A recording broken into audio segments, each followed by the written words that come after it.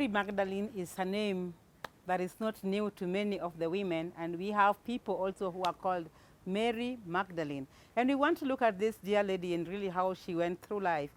As we're talking about women arise, it means that we must see where we are and what the Bible talks about that. And there's examples in the Bible of women who arose from their situations and became wonderful people, became people who can serve God, and example to the whole world.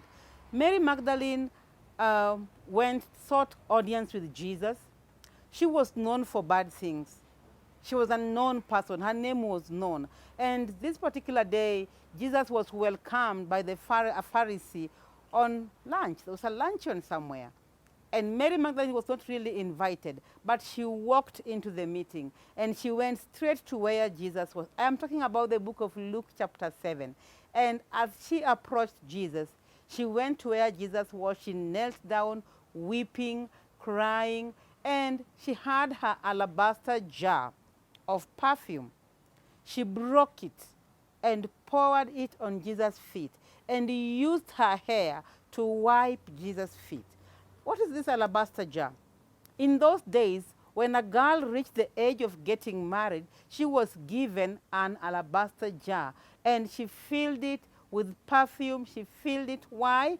So that as she gets into marriage or grown up enough to live on her own, she would sell some of this, not even all of it, just some of it, and then use that money to help her perhaps begin a business or just her livelihood. So every girl was given an alabaster jar, depending on the family. If the family was well off, the girl was given a big jar. If the family did not have much wealth, she was given. But the thing is, every girl was given. And it was so special to each and every girl.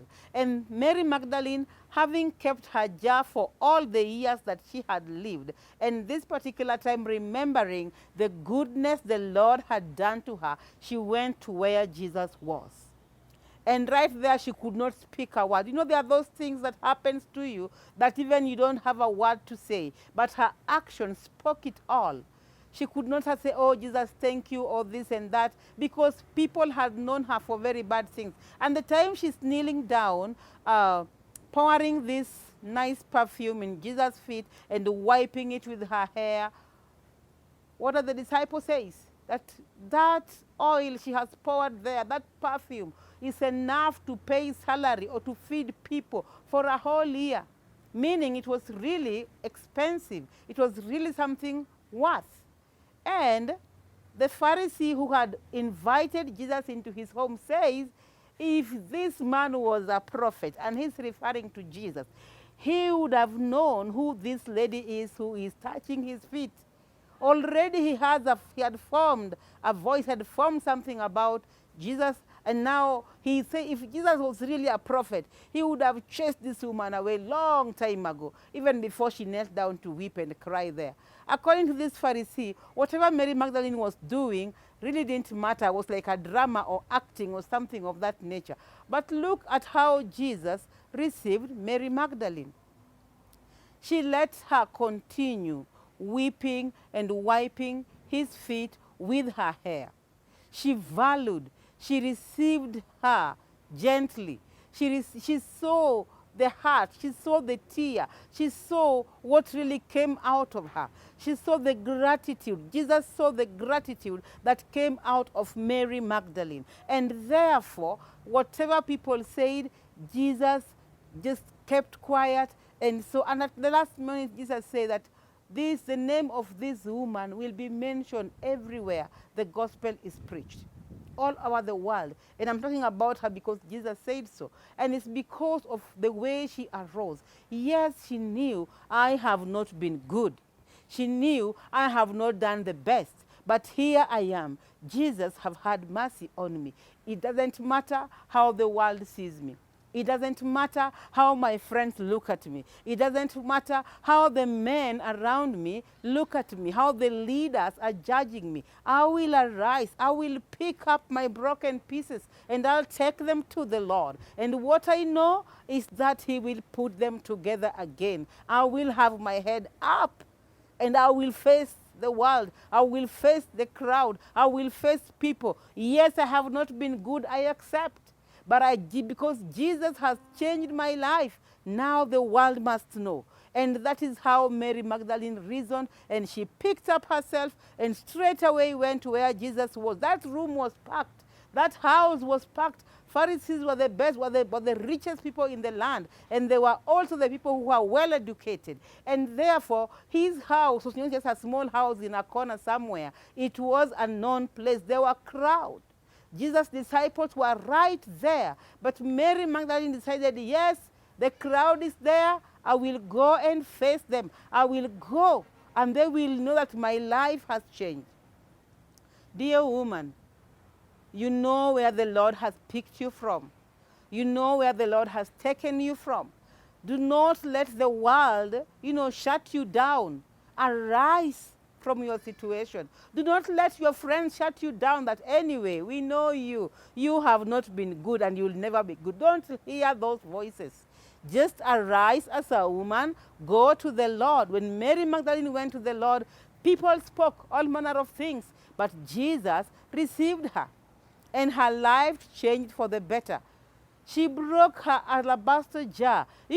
She could just open it and use a few perfume and close it. But what did she do? She broke it completely, meaning that it could never hold anything again. All of it, she gave it to Jesus. She gave Jesus her all in all. And I want to say, dear women, that the moment you come to that point of giving Jesus yourself wholly, I'm telling you, he will take control of your life and you will never be the same again. The people who are pulling you down will see you rise up. The voices that are descending on you, telling you you can't make it, they will see you making it. And they're the same people who will come and praise you and say, oh, sister so-and-so, you're doing very well. The same people who are telling you you can't make it. The same people who are telling you you are going to fail. You will amount to nothing. When you give yourself to Jesus wholly, the same people, because they're the ones near you, they will see you rising up and they'll say, yes, we knew. We knew you are going to be somebody. We knew you're going to make it. We knew it. I could see it. Yet right now, they're the ones telling you you can't stand. It's a waste. It's not worth it. But when you stand and you arise out of your situation like Mary Magdalene did, the world knew her to be a bad person, but yet here she had changed her life. Jesus had done a great thing in her life. And therefore, even when she was, coming out, nobody was supporting her. Nobody says, Mary, go and break your alabaster jar. No.